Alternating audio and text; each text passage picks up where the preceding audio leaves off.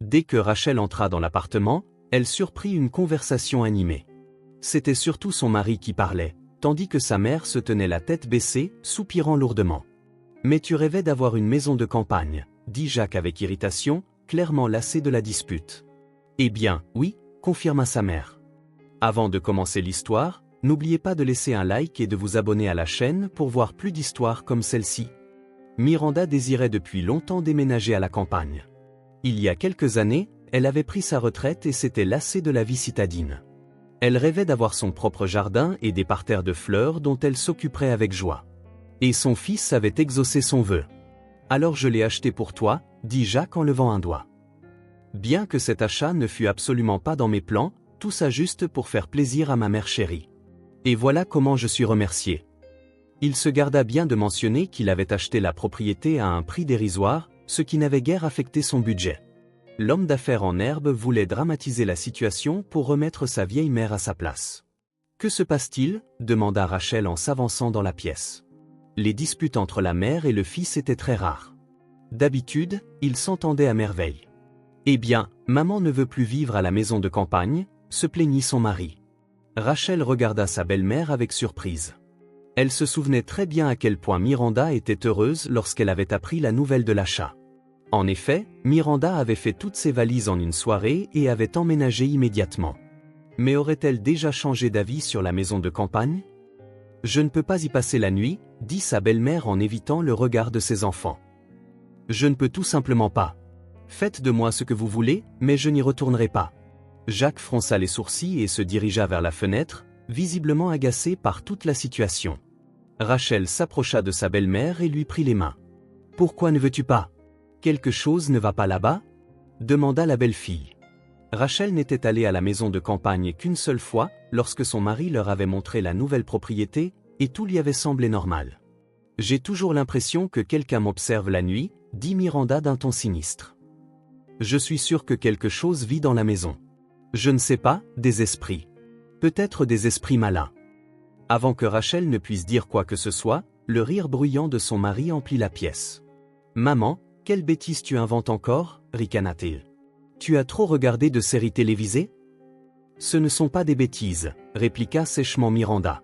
« Dès qu'il fait nuit, j'entends le plancher grincer, les fenêtres s'ouvrir, la vaisselle cliqueter. Une fois, j'ai vu une ombre dans le miroir. Non, je ne passerai absolument plus une seule nuit là-bas. » Sur ce, elle quitta la pièce, mettant fin à la conversation. « Eh bien, maman a complètement perdu la tête » dit Jacques en secouant la tête. « Il est temps de penser à l'emmener chez un bon psychiatre. » Rachel réfléchit sérieusement. Sa belle-mère ne semblait pas folle, bien que ses paroles fussent étranges. « Jacques, mais elle a vraiment peur » la défendit Rachel. Comme le village de campagne était assez loin de la ville, elle devait prendre le train de banlieue. L'option de s'y rendre sans y passer la nuit n'était donc même pas envisageable.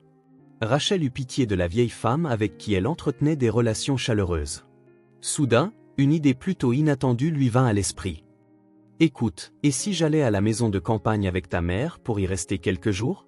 suggéra Rachel. « Si nous sommes deux, nous n'aurons certainement pas peur, et puis elle s'habituera et y restera seule. » Jacques sourit.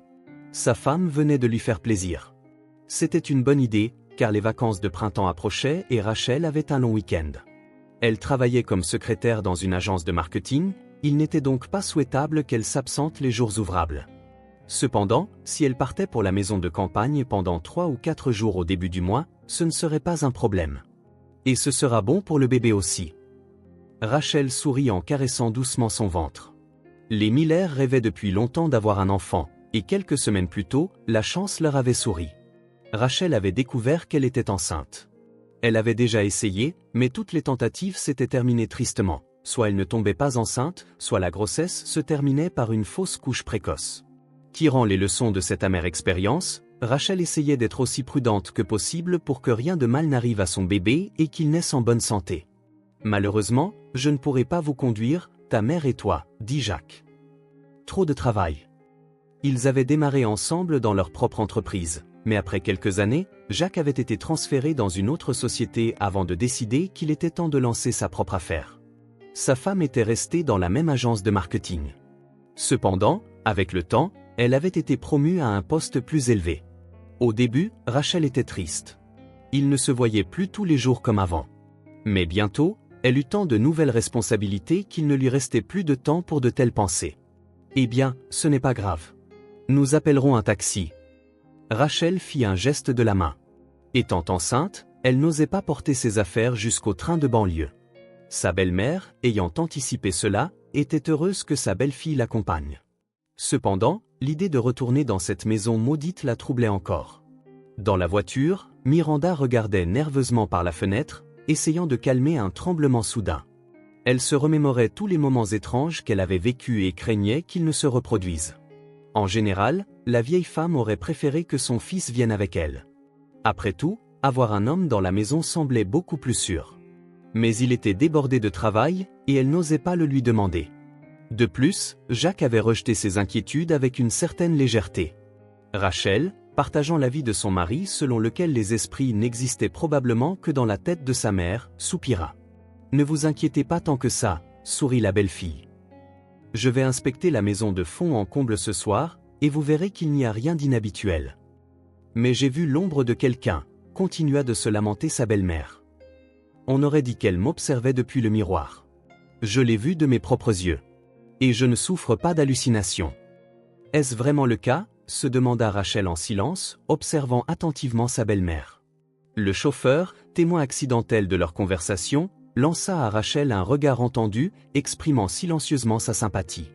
Elle décida qu'il était inutile de poursuivre le dialogue, alors elle s'adossa à son siège et profita du paysage. Quand elles arrivèrent à la maison de campagne, le chauffeur aida à porter la valise jusqu'à la porte, puis se tourna vers Rachel. « Si vous en avez besoin, il y a une clinique psychiatrique non loin d'ici, dit-il. » Rachel sourit nerveusement. Elle espérait ne pas avoir besoin de cette information. « Je m'en souviendrai, » sourit-elle. Pourtant, mis à part les craintes ridicules au sujet des esprits, la maison de campagne était agréable. Le temps était chaud. Il y avait une rivière avec une plage à proximité, et tout autour, de nombreux arbres et fleurs. Rachel se sentit détendue, tant physiquement que mentalement. Elle était fatiguée de la ville depuis longtemps et avait demandé à son mari de prendre des vacances quelque part, mais Jacques était toujours trop occupé et elle ne voulait pas y aller seule. Elle ne s'était même pas encore bien installée que sa belle-mère se précipita vers son carré de jardin, qu'elle n'avait pas vu depuis plusieurs jours. « Laisse-moi t'aider », proposa immédiatement Rachel, peu habituée à ne rien faire. « Oh, qu'est-ce que tu as encore inventé ?» grommela Miranda. « Il n'est pas bon pour une femme enceinte de se surmener. »« Je serai très prudente, » sourit Rachel, sachant bien qu'elle devait prendre soin d'elle. Miranda l'envoya alors arroser les fleurs, lui donnant le plus petit et le plus léger des arrosoirs. Alors que Rachel se mettait au travail, elle remarqua soudain quelque chose d'étrange, une sorte de trace. Serait-ce vraiment une trace de sabot ? Se demanda-t-elle avec un grand doute. Des images effrayantes de monstres à sabots lui vinrent immédiatement à l'esprit. Elle avait une imagination débordante, d'autant plus que dans sa jeunesse, elle était passionnée de films d'horreur qu'elle essayait maintenant d'éviter. Mais si Miranda avait raison et qu'il y avait vraiment quelque chose dans la maison, quelque chose d'inexplicable. Comment pourrait-elle s'en débarrasser ? Ces pensées la mettaient mal à l'aise. Rachel s'efforça de les ignorer pour ne pas avoir peur elle-même. Bien sûr, elle ne partagea pas ses craintes avec sa belle-mère. Miranda venait à peine de se remettre un peu, et la troubler maintenant serait un véritable crime. Sinon, elles auraient certainement pris le prochain taxi pour rentrer à la maison. Une fois toutes les fleurs arrosées, Rachel décida de rencontrer les voisins, d'autant plus que l'une d'entre eux se promenait à proximité. C'était une gentille vieille dame nommée Betty. Elle avait vécu toute sa vie dans le village, elle savait donc tout sur tout le monde et était heureuse de partager ses informations. Dès que Rachel ouvrit le portail, la vieille habitante la regarda avec intérêt et s'approcha pour se présenter. Leur maison se trouvait à un coin de rue, ils n'avaient donc de voisins que d'un côté, ce qui plaisait à Rachel. Elle aimait l'intimité. La voisine se révéla très sociable. Autrefois, elle avait travaillé dans une ambulance et regrettait maintenant ces jours dorés où elle pouvait sauver des gens. En apprenant que Rachel attendait un bébé, la grand-mère s'enthousiasma immédiatement à l'idée de préparer une tisane pour l'aider à soulager ses nausées. Rachel hocha la tête avec reconnaissance. Un tel remède serait certainement utile. Rachel réussit à peine à placer un mot dans le monologue enthousiaste de Betty, qui continua en lui racontant « Cet endroit existe depuis très longtemps, depuis l'époque tsariste. Il y a même quelques maisons conservées où vivaient autrefois de grands-ducs et de grandes-duchesses. Savez-vous qui vivait dans notre maison avant ? Demanda Rachel, saisissant l'occasion. Bien sûr, ricana son interlocutrice. La famille de notre garde-chasse, Marc, vivait ici. Ils l'ont construite de leurs propres mains. Sa vie ne s'est pas très bien terminée. Rachel s'empara immédiatement de ce fil, demandant à la voisine de continuer l'histoire. Betty lui raconta que le garde-chasse avait été accusé de vente illégale de permis et jeté derrière les barreaux. Tout s'était passé il y a quelques mois. Tout le monde était sous le choc. Personne n'aurait pu imaginer que Marc était capable de voler. Au même moment, son fils Justin, s'avéra-t-il, fut placé dans un orphelinat et la propriété passa au président du village, qui la vendit rapidement au mari de Rachel. « Attendez, où est la mère du garçon » fronça les sourcils Rachel. « Gwen est morte quelques années avant cela » dit la voisine avec tristesse. C'était une femme bien, une bonne ménagère, mais elle avait une santé très fragile. Elle a attrapé un gros rhume, a développé une inflammation, et c'en était fini. Oh, comme Marc a pleuré alors. Il s'est retrouvé tout seul avec un petit enfant dans les bras. Presque toutes les femmes du village l'ont aidé à cette époque. Rachel était sensible et retint à peine ses larmes.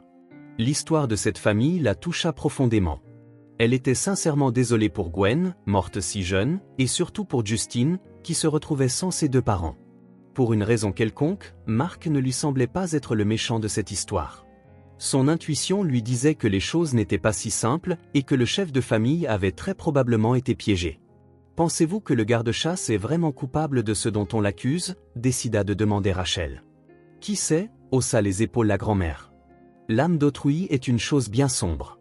Parfois, on peut vivre toute une vie avec une personne sans jamais savoir ce qu'elle a en tête. » Rachel n'eut d'autre choix que d'être d'accord avec elle. De plus, il se faisait tard, il était donc temps de se préparer à aller au lit. Elle dit au revoir à la voisine et alla voir sa belle-mère. Miranda était déjà au lit. Sachant que sa belle-fille était à proximité, elle avait pu se détendre un peu. « Bonne nuit » sourit Rachel. « Tu devrais aussi aller te coucher » dit sa belle-mère. « Dans ton état » Rachel hocha la tête, décidant de ne pas mentionner les détails du fait qu'elle s'apprêtait à traquer un visiteur secret. Elle ne pouvait toujours pas se défaire du sentiment que quelqu'un venait vraiment ici. Elle décida donc de se cacher dans la remise et de les guetter. Elle dut attendre longtemps. À un moment donné, un mouvement apparut au clair de lune. Des bruits de pas se firent entendre, et bientôt elle put distinguer une petite silhouette. Son cœur fit un bond. Rachel expira brusquement. Elle avait peur, mais il n'y avait plus de retraite possible. Et qui nous protégera si ce n'est nous-mêmes, pensa résolument Rachel, puis elle sauta de sa cachette et jeta un sac sur l'intrus. Mais au lieu d'un rugissement ou d'un grognement, on entendit une voix de garçon clair. « S'il vous plaît, ne frappez pas. Ne frappez pas, supplia-t-il. » Rachel lui retira immédiatement le sac, et devant elle se tenait un enfant qui ne paraissait pas avoir plus de 7 ans. « Tiens, on dit que la peur grossit les objets. J'ai eu peur d'un petit garçon, » lui traversa l'esprit. Rachel fronça les sourcils. « Tati, s'il te plaît, pardonne-moi, » dit le garçon, libéré. « Je ne voulais pas vous faire peur. » Elle secoua un peu la tête, essayant de reprendre ses esprits. « Qu'est-ce que tu fais ici, au fait ?»« J'habitais ici avant, » dit le garçon en levant le menton. « Alors, tu es Justine ?» devina immédiatement Rachel. « Oui, » répondit le garçon, surpris. « Comment me connaissez-vous » C'est ainsi que Rachel résolut le mystère qui troublait sa belle-mère. Justine s'était enfuie de l'orphelinat pour visiter sa maison. Et comme elle était vide depuis longtemps, l'enfant ne savait même pas qu'elle avait été vendue et que quelqu'un d'autre y vivait maintenant. La situation commençait à s'éclaircir, mais une question restait en suspens. « Mais j'ai vu des empreintes de sabots dans le parterre de fleurs », se souvint Rachel. Elle la hantait encore. C'est de là qu'étaient nés ses soupçons de quelque chose de surnaturel. Le garçon sourit légèrement, puis sortit de sa poche un porte-clés en forme de sabot. « C'est mon père qui me l'a fabriqué » dit fièrement Justine. « Pour que les empreintes restent. C'est comme ça que je me suis cachée. » Maintenant, Rachel avait envie de rire. La situation était si absurde qu'on aurait dit une blague.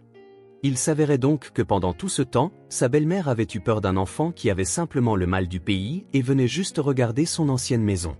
Cependant, très vite, le ton de leur conversation passa de joyeux à triste. Dès que le garçon commença à parler de son père, ses yeux se remplirent de larmes, et son regard devint douloureux et d'une tristesse perçante. Si ce n'était pas pour cet homme aux cheveux longs, mon père et moi vivrions ici maintenant, dit Justine avec amertume dans la voix. Rachel reconnut immédiatement son mari dans cette description. Jacques avait les cheveux un peu longs et aimait les coiffer en arrière. C'était un homme remarquable et mémorable, facile à reconnaître. « Pourquoi penses-tu ça » fronça les sourcils Rachel. Elle n'aimait pas entendre des accusations visant Jacques. Il l'a persuadé, marmonna le garçon avec douleur et colère. Rachel ne savait même pas quoi répondre. Justine avait beaucoup souffert, et sa colère et son ressentiment envers le monde étaient compréhensibles. Les enfants ne sont souvent pas objectifs, préférant blâmer tout le monde autour d'eux pour leur malheur. Pendant qu'elle parlait avec le garçon à l'extérieur, la belle-mère se leva à l'intérieur de la maison pour prendre un verre d'eau. L'éclairage de la cour était faible, et quand elle regarda par la fenêtre, elle vit la petite silhouette avec le sac toujours sur son dos. Cependant, aux yeux de la vieille femme à l'imagination fertile, ce n'était pas un enfant, mais un véritable monstre venu pour elle. « Mon Dieu, murmura Miranda avec effroi. Elle se serra la poitrine et recula de quelques pas. La peur s'empara complètement d'elle. Une douleur aiguë la transperça et puis, soudain, la vieille femme tomba sur le sol froid. Le verre qu'elle tenait tomba également et se brisa en morceaux. Les bruits de la maison attirèrent immédiatement l'attention de Rachel. Elle se précipita à l'intérieur. « Miranda! Miranda !» Voir sa belle-mère étendue sur le sol l'effraya sérieusement. Rachel essaya de la ranimer, mais en vain. « Reste ici au cas où elle reprendrait connaissance », ordonna Rachel à Justine. « Je cours chercher de l'aide. » En regardant la vieille femme, le garçon hocha la tête, impuissant. Il savait que ses visites l'avaient souvent effrayé. Et maintenant, il avait vraiment honte. Justine n'aurait jamais imaginé que ces escapades innocentes pouvaient blesser quelqu'un à ce point. « Betty, à l'aide !» cria Rachel anxieusement, frappant à la porte de la voisine. Heureusement, elle était réveillée. En quelques minutes, elle examinait Miranda. On dirait une crise cardiaque, fronça les sourcils Betty. Appelle une ambulance immédiatement. Rachel composa le numéro. Lorsqu'ils arrivèrent à l'hôpital, Miranda fut immédiatement emmenée au service de cardiologie. Personne n'était autorisé à la voir. Les médecins commencèrent à s'agiter, ce qui ne fit qu'effrayer davantage la belle-fille déjà inquiète. En panique, Rachel appela son mari, mais il ne répondit pas. Bientôt, la voix de Betty se fit entendre au téléphone. Observant la scène, elle secoua la tête d'un air désapprobateur. « Ma petite, tu ne peux pas être si nerveuse, dit-elle. Tu ferais mieux de t'asseoir. Les médecins s'occuperont de tout. Ils sont bons ici. » Rachel s'assit mais ne se calma pas. Au contraire, maintenant, en plus des pensées pour sa belle-mère, elle se sentait coupable envers le garçon. Le garçon se balançait nerveusement d'un pied sur l'autre. « S'il vous plaît, pardonnez-moi, » dit-il en rougissant profondément.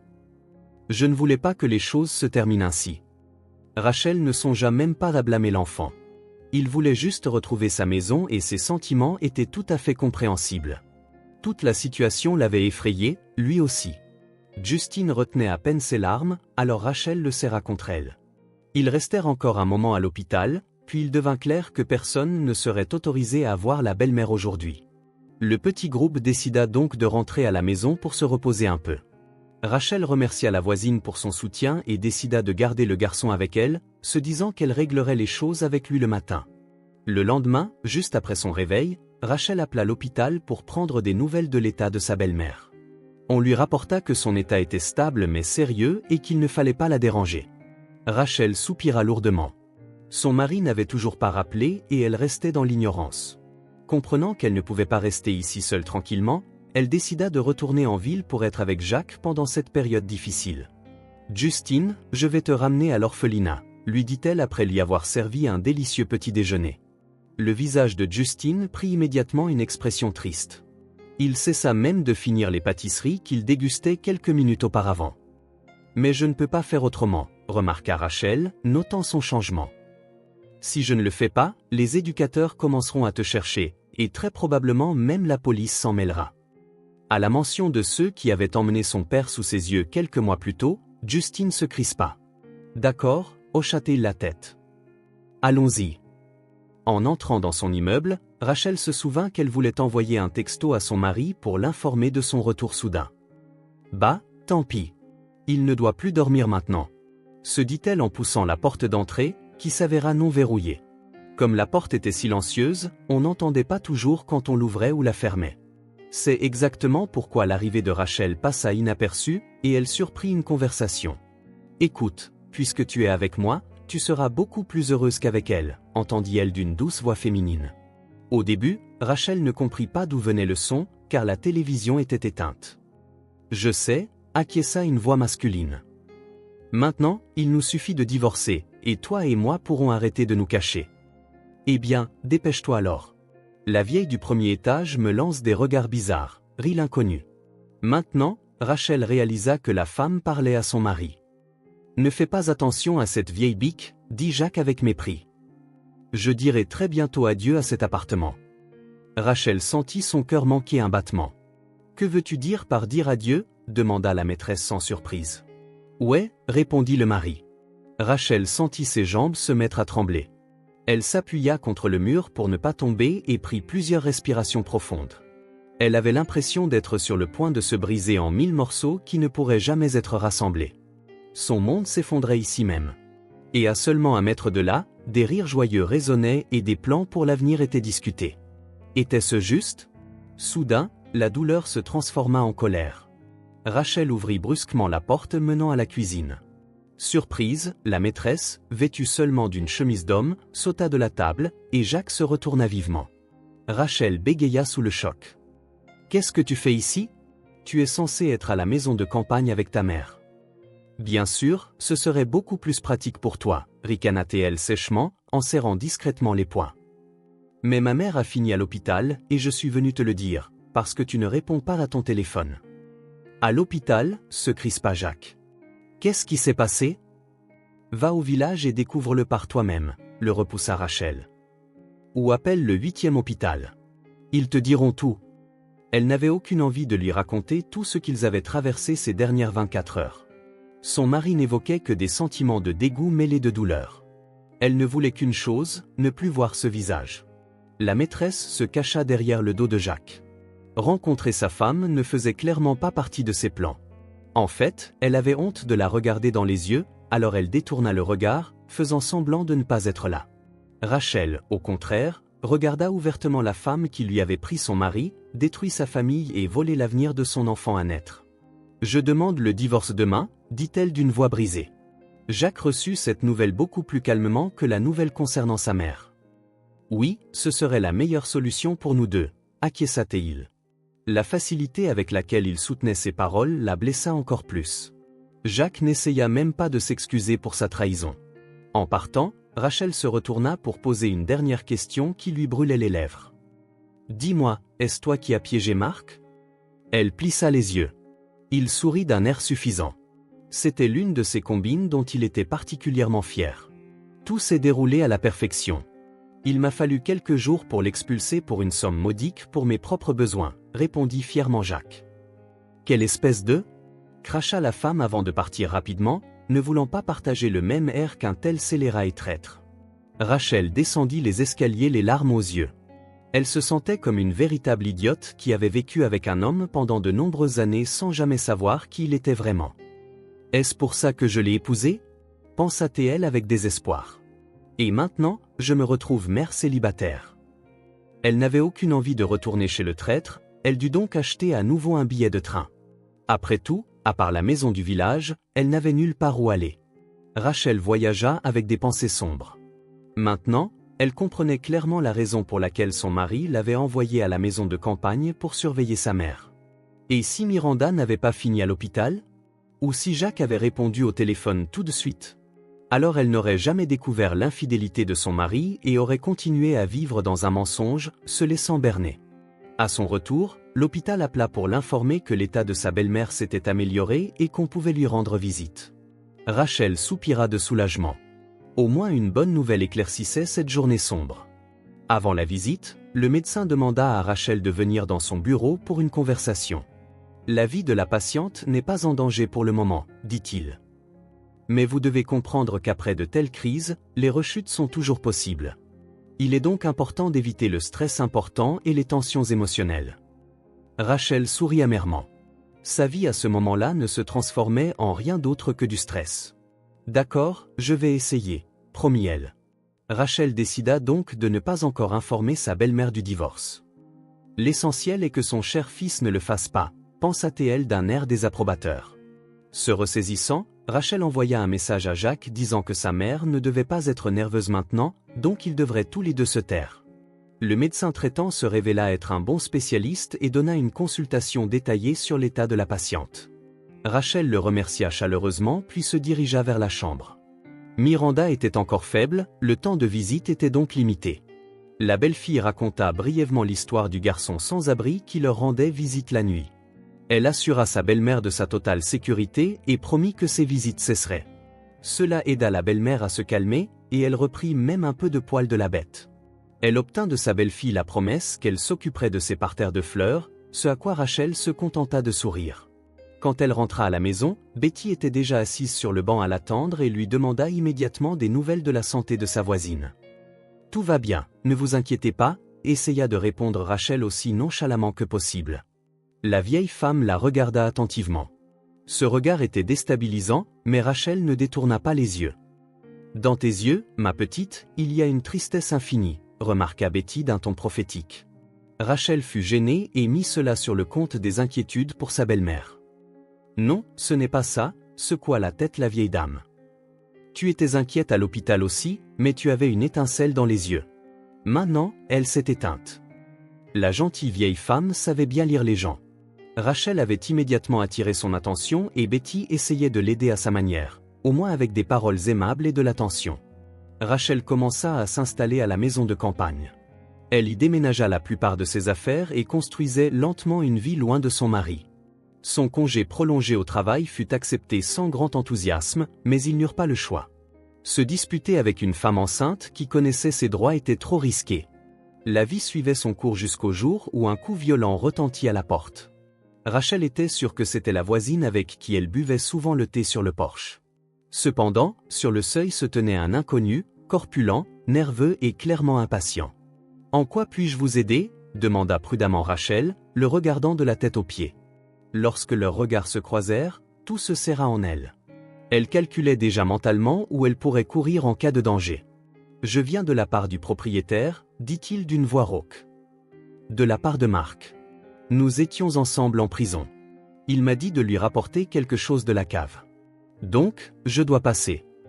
Je ne rapporte rien pour personne et je ne laisse pas d'étrangers entrer dans la maison, » répondit fermement Rachel. « Pourquoi être si impoli avec un invité ?» ricana l'homme en touchant nonchalamment sa ceinture. Rachel déglutit et couvrit instinctivement son ventre avec ses mains. Elle avait peur. Il n'y avait personne aux alentours. Qui pourrait l'aider? La vieille voisine, qui tenait à peine sur ses jambes. Des pensées désespérées lui traversèrent l'esprit jusqu'à ce que Betty jette soudain un coup d'œil par-dessus la clôture. Rachel croisa son regard et essaya de lui faire signe silencieusement qu'elle avait besoin d'aide. Faisant de son mieux pour paraître calme, elle sourit avec charme et dit « Eh bien, qu'est-ce que je fais ? Ce ne serait pas mal de laisser un homme bon entrer dans la cave, dit-elle avec un sourire forcé. Mais peut-être devrions-nous boire un verre d'abord, fit-elle un clin d'œil à la voisine. Ma voisine fait une excellente eau-de-vie. L'invité s'illumina. Ce dont il avait le plus envie en ce moment, c'était de boire. Il rêvait de sortir et de s'organiser immédiatement une fête. C'était sa chance. Eh bien, dit-il en dévoilant ses dents pourries, montrez-moi où est votre eau-de-vie. Il entraîna pratiquement Betty derrière lui en courant. J'espère que vous avez quelque chose de fort ? demanda anxieusement Rachel. Oui, hocha la tête la voisine. Mais très fort. Une seule goutte peut assommer même un grand gaillard. C'est exactement ce dont nous avons besoin, expira Rachel. Pendant que Betty versait l'eau-de-vie, les mains de Rachel tremblaient. Cela n'échappa pas aux yeux perçants de la vieille femme. Ma chérie, peut-être devrions-nous appeler la police, suggéra-t-elle prudemment. Mais Rachel secoua fermement la tête. Elle comprenait que le temps que la police arrive, il ne resterait plus une trace d'elle. Je vais m'en occuper moi-même, dit Rachel doucement mais fermement. Pendant ce temps, l'inconnu, qui n'avait même pas pris la peine de se présenter, se prélassait nonchalamment sur le canapé. En fait, il n'y avait aucune mission réelle de la part de Marc. Au contraire, il s'était sérieusement disputé en prison. Cet homme, qui appartenait à un gang local, avait même une fois battu Marc. Tout a commencé quand Marc a refusé de participer au bizutage d'un nouveau venu, ce qui, selon les règles de la prison, était considéré comme une trahison. Là-bas, c'est simple. Soit tu es avec nous, soit tu es contre nous. Depuis lors, Marc était considéré comme un ennemi. Il était régulièrement provoqué et battu, et la vie derrière les barreaux était devenue un véritable calvaire pour lui. Néanmoins, Marc gardait la tête basse. Il évitait les conflits, essayait de faire les tâches qui lui étaient assignées et suivait les règles. Mais l'atmosphère devenait de plus en plus tendue. Il rêvait d'être libéré sur parole car dehors, en liberté, il avait un fils qui grandissait et dont il se souciait profondément. « Pourquoi restez-vous là ? Apportez-le plus vite » ordonna l'invité indésirable. Rachel s'approcha, posant à peine le verre à shot sur la table quand il lui arracha la louche des mains et la but d'un trait.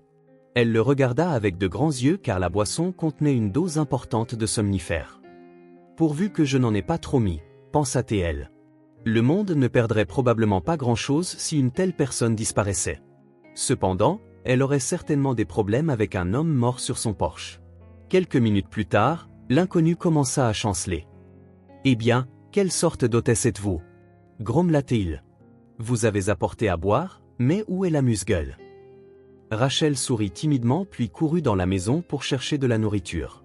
Quand elle revint, le détenu ronflait déjà. « Ça a marché » pensa-t-elle joyeusement en pressant ses mains sur sa poitrine. « Eh bien, on appelle la police » jeta un coup d'œil l'informatrice au dormeur. « Attendez un peu. D'abord, je dois vérifier quelque chose » dit Rachel en descendant à la cave.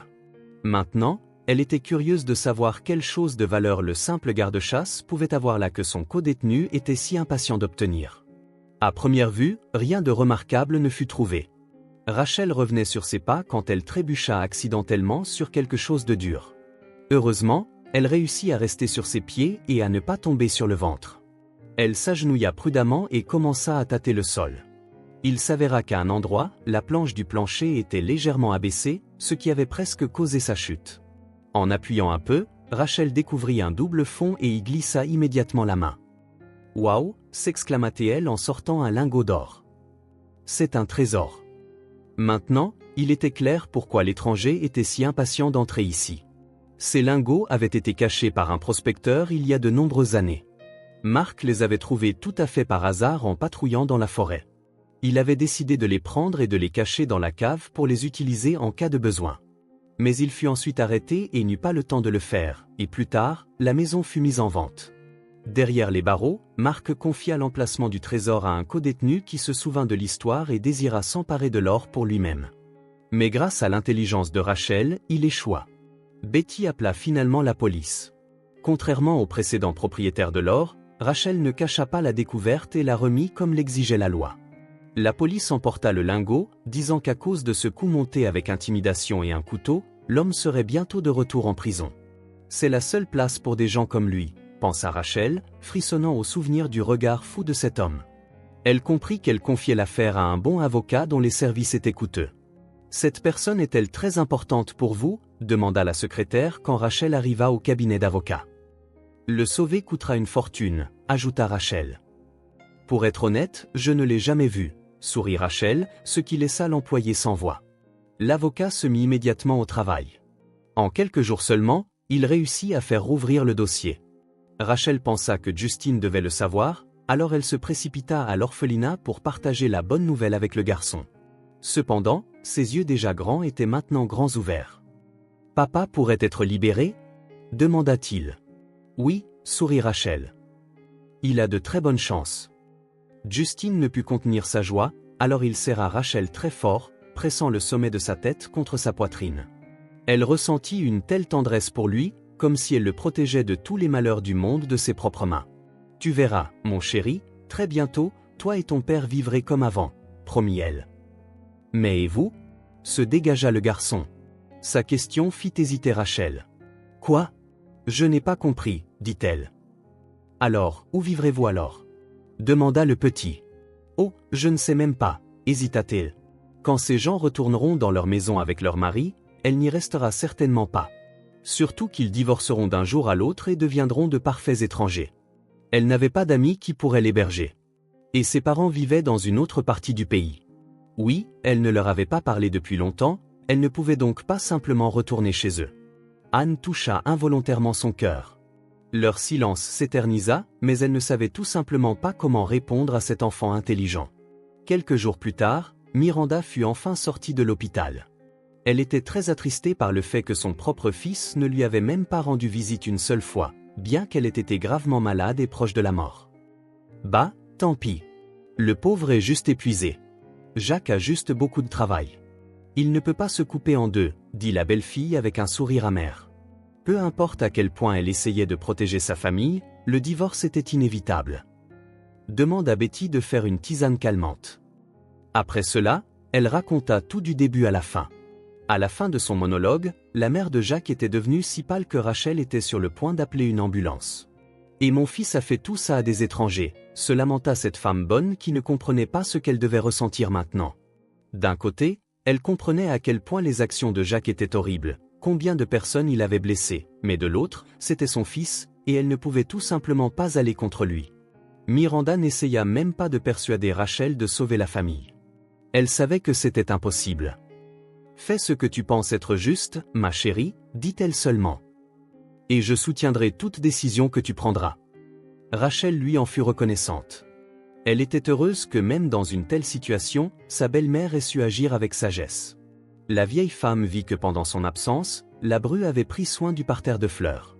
Pas une seule fleur n'avait fané, et quelques signes d'une future récolte avaient même commencé à apparaître dans le potager. Pour se distraire un peu de ses pensées tristes, Rachel alla travailler sur le lopin de terre, ce qui avait toujours été un réconfort pour elle. Pendant ce temps, elle se préparait au divorce. Jacques avait clairement fait savoir lors de leur dernière rencontre qu'il n'y aurait pas de séparation pacifique. Le mari comprenait que la naissance d'un enfant pouvait lui apporter de nombreux problèmes, principalement sous forme de pension alimentaire, et jouer également contre lui dans le partage des biens. La maîtresse suggéra qu'il pourrait contester la paternité et jouer sur le fait que Rachel lui avait été infidèle pendant le mariage. Dis juste qu'elle menait une vie de débauche et que c'est pour ça que tu doutes que l'enfant soit de toi, dit la maîtresse. Demande à des amis de le confirmer. Smith accepta. Cela ressemblait vraiment à un plan de sauvetage, d'autant plus qu'il avait des gens prêts à dire n'importe quoi pour une petite somme. Rachel, en apprenant une telle tromperie, fut terriblement bouleversée et tomba même un peu malade. C'était terriblement douloureux que la personne qu'elle avait autrefois aimée la traite maintenant de cette façon. « Tout ça n'est que mensonge », dit-elle, rassemblant son courage lors de la première audience. « Je suis prête à faire un test de paternité juste pour que mon mari arrête de raconter ses bêtises. » Grâce à la détermination de Rachel et aux efforts de son avocat, ils réussirent à prouver le contraire. Jacques admit que Rachel portait son enfant. « Si ça ne tenait qu'à moi, mon bébé ne connaîtrait jamais un tel père, pensa-t-elle. Ils avaient encore plusieurs audiences devant eux, à chacune desquelles Jacques essayait de mettre des bâtons dans les roues. Parfois, Rachel se sentait mentalement écrasée, voulant abandonner juste pour que son mari la laisse tranquille. « N'abandonne pas, ma chérie, disait sa voisine. Si tu cèdes maintenant, souviens-toi que ça deviendra une habitude et tu passeras ta vie à ramper. Et quelle sorte de mère seras-tu pour ton enfant ? Ajoutait Betty, qui savait toujours trouver les mots justes.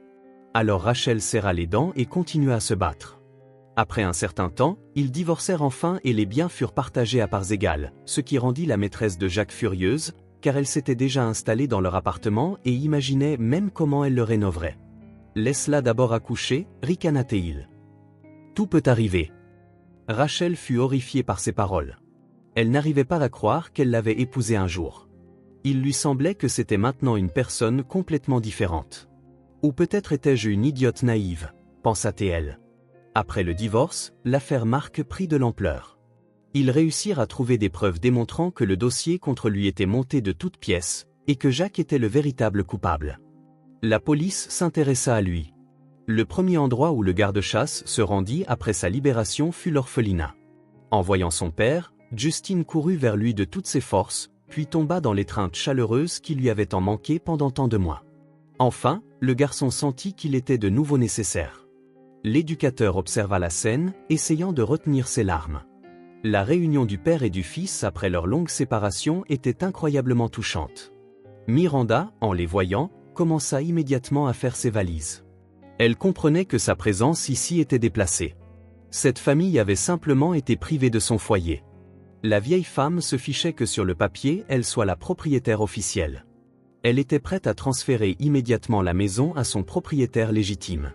Au téléphone, Jacques, apprenant sa décision, dit « N'y pense même pas. J'ai acheté ce chalet pour toi, alors maintenant il est à nous. » Oh, Jacques. Jacques, secoua la tête Miranda. Je ne peux pas agir autrement. Tout doit être juste. Marc, cependant, persuada Miranda qu'elle n'avait pas besoin de se presser. Elle pouvait rester dans la maison aussi longtemps que nécessaire. Ils avaient beaucoup de place. Non, mes amis. Je préfère vivre en ville. Au moins là-bas, je suis en meilleure santé, dit-elle et elle partit. Suite à la libération de l'homme innocent, la police commença à rechercher les responsables. Le premier à rendre des comptes fut le président du village, qui avait non seulement vendu frauduleusement la maison aux gardes-chasse, mais avait également été pris en flagrant délit de corruption. Cela aggrava sa situation. Ils réussirent à découvrir un dossier substantiel rempli de diverses escroqueries. Il s'avéra que Jacques était un escroc immobilier qualifié qui trompait les gens depuis longtemps. La liste de ces délits était si longue que, malgré tous les efforts de son avocat, il ne put éviter plus qu'une amende. L'homme d'affaires risquait une peine de prison. Rachel, ayant manqué le moment de la libération de Marc à cause de son divorce, retourna à la maison comme si de rien n'était. Imaginez sa surprise lorsqu'elle trouva un inconnu dans la cuisine tenant une poêle à frire dans ses mains. Surprise, elle sursauta, couvrant sa bouche de sa main. Pendant une seconde, elle pensa que le prisonnier était de nouveau revenu la voir. « Oh, mon Dieu, pardonnez-moi » se hâta de s'excuser Rachel. « Je ne savais même pas à quoi vous ressembliez. » « Ce n'est rien, la rassura Marc. « Je suis heureux de rencontrer enfin celle à qui je dois tant. » Marc la remercia pour l'avocat et pour avoir été gentil avec son fils. « Eh bien, je n'ai pas vraiment fait grand-chose, » répondit-elle timidement. « Vous avez trouvé un trésor. Je n'ai fait qu'encaisser l'argent pour payer tout le travail de l'avocat. Justin est très intelligent. Il s'est comporté si courageusement. Et pourtant, sans vous, je serais encore derrière les barreaux, nota l'homme à juste titre. Ils parlèrent encore un peu quand Betty apparut sur le porche. Le père et le fils aimaient beaucoup la vieille voisine, il y eut donc une autre rencontre chaleureuse. Le soir approchait. Rachel réalisa qu'il était temps de dire au revoir. « Je ne veux plus entendre parler de ça », lança Betty en levant les mains. « Il fait nuit et tu es enceinte, en plus. » Rachel lança un regard significatif à sa voisine, comme pour dire « Pourquoi parler si ouvertement de mes problèmes ?» Mais la vieille dame ne broncha même pas et continua à parler de tous les malheurs qui s'étaient abattus sur les épaules de Rachel. Rachel voulait disparaître sous terre. Cependant, Marc la regarda comme une véritable héroïne et dit sincèrement « Je n'ai jamais rencontré de femmes aussi fortes auparavant. » Rachel sourit timidement, puis se leva résolument pour attraper le dernier train. « Quelle absurdité !» fronça les sourcils le garde-chasse. « Restez. Il y a beaucoup de place. »« Non, ce ne serait pas correct. » écarta les mains Rachel. « Cette maison vous appartient de droit. Je suis déjà resté trop longtemps. Mais grâce à vous, il y a de la vie ici maintenant, » répondit Marc. Ils se disputèrent un peu plus longtemps jusqu'à ce que la voisine annonce que le dernier train était déjà parti et que Rachel n'avait d'autre choix que de rester pour la nuit. Elle accepta à contre-cœur. Rachel voulait s'allonger sur le canapé, mais l'hôte insista pour qu'elle reste dans la même chambre où elle avait vécu récemment. Quand ils se dirent au revoir, la voisine sourit mystérieusement. « Et pourquoi pas ?» marmonna Rachel à voix haute, ces mots n'étant entendus que par le vent. « Ils feraient un bon couple. » Le lendemain matin, Rachel ne put toujours pas partir. Il s'avéra qu'il y avait eu un grave accident à la gare. Les trains étaient temporairement suspendus en raison du mauvais temps. Un immense arbre était tombé sur la route principale et toutes les lignes électriques s'étaient effondrées. La circulation était à l'arrêt et personne ne savait combien de temps cela durerait. Si l'on en croit le facteur, pas plus d'une semaine, répondit Marc. C'est ainsi qu'elle se retrouva à séjourner dans leur maison. Ils passèrent ces jours ensemble, allant à la rivière pour regarder les couchers de soleil, se promenant dans les champs, et ressentant une paix qu'elle n'avait jamais trouvée en ville. Mais une semaine passa. Il était temps de partir. Elle voulait partir le lendemain de la fin des travaux de la gare, mais se réveilla avec de la fièvre. « Non, ma chérie, » dit Betty, que Marc fit immédiatement venir en secouant la tête. « Tu ne peux pas voyager comme ça. Tu dois te reposer quelques jours. » Il prit soin d'elle. Rachel ne put s'empêcher de réaliser que pendant ce court laps de temps, elle avait reçu plus de chaleur de sa part que de son mari en plusieurs années de mariage. Je me sens très bien maintenant, donc je ne peux plus abuser de votre hospitalité, dit Rachel 3 jours plus tard. Mark regarda son fils en panique, puis jeta un regard anxieux vers la cuisine. Il essayait désespérément de trouver une excuse, mais cette fois, Justine vint à son aide. Le garçon s'était également attaché à la gentille femme. « C'est mon anniversaire dans 3 jours, déclara-t-il. Vous restez pour ça, n'est-ce pas ? Il la regarda avec des yeux si suppliants qu'il était impossible de refuser. Rachel décida de rester. Quand ils célébrèrent l'anniversaire, un sentiment oublié revint, celui qu'il avait quitté dans son enfance lorsque ses parents avaient divorcé. Mais la fête se termina et il était maintenant définitivement temps de retourner en ville. Pourtant, Rachel se surprit à penser qu'elle n'avait vraiment pas envie de partir. Quand elle annonça sa décision à Mark, il souhaita secrètement qu'une catastrophe naturelle ou autre chose se produise pour annuler son départ. Mais rien de tel ne se produisit. « D'accord, je t'accompagnerai jusqu'au train », dit le garde-chasse à contre-cœur. À ce moment, le cœur de Rachel se serra. « Va-t-il vraiment me laisser partir comme ça ?» pensa-t-elle anxieusement. « Mais ai-je le droit de la retenir contre son gré ?» se demanda Mark en silence. Ainsi, alors qu'ils marchaient vers la gare, chacun était perdu dans ses propres pensées, et un silence tendu régnait entre eux. Ils ne reprirent leurs esprits que lorsqu'une voix métallique forte annonça que les passagers devaient monter à bord du train. « Non » souffla brusquement Mark. « Je ne peux pas te laisser partir. » Rachel ressentit un tel soulagement que la respiration lui devint plus facile. « Dieu merci, tu as dit ça. » Après ces mots, plus éloquents que n'importe quelle confession, ils s'étreignirent. Tous deux en rêvaient depuis longtemps, mais n'avaient pas osé faire le premier pas. Seule la prise de conscience de la séparation les poussa l'un vers l'autre. Mark n'avait vraiment plus l'intention de laisser partir Rachel. 1 mois plus tard, ils se marièrent et commencèrent à vivre ensemble. Mark n'était pas du tout dérangé que l'enfant ne soit pas le sien. Et Rachel, après avoir appris que le bébé serait une fille, était incroyablement heureuse. « J'espère qu'elle sera aussi forte et belle que toi », dit-il sincèrement, sans quitter Rachel de ses yeux aimants.